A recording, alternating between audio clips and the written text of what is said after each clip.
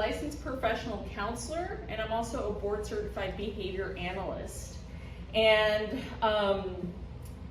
when I get home to my 4 children, they don't care about any of those things.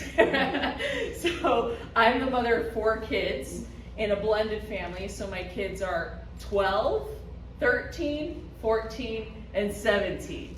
And they're very good about bringing the Mexican mom out of me very quickly, you know. So one of the things that I kind of like, I love parenting because it's such there's so much to learn, there's so much to experiment, and we're not gonna get it right, you know.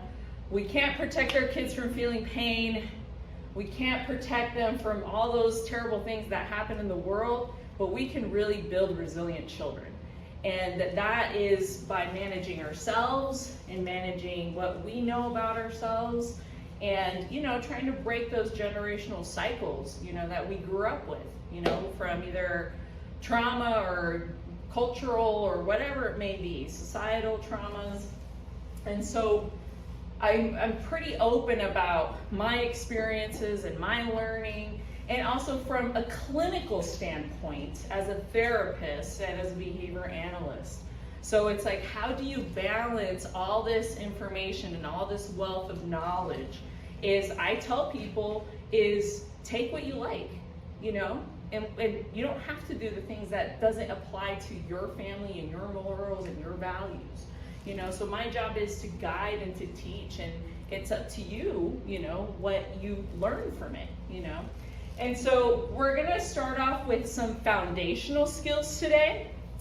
And then as we move forward, we're gonna go into, you know, talking about behaviors. I think how to manage kids' behaviors nowadays becomes harder and harder for parents because we don't want to, you know, darles nalgadas, you know, spank them or things like that. So now it's like, how do I discipline teenagers nowadays, especially with all the luxuries that they have, you know?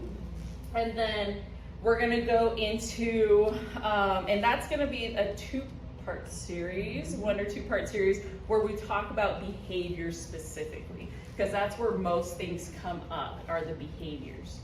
And then we're gonna go into like, how do we identify depression and anxiety in teenagers?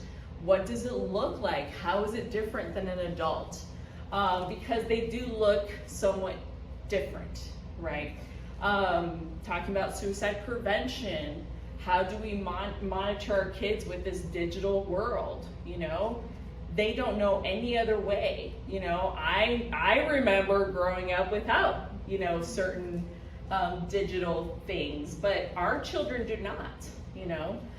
They've been born into this modern technology, so it's a part of it. So how do we manage that? How do we, you know where what we feel within that world?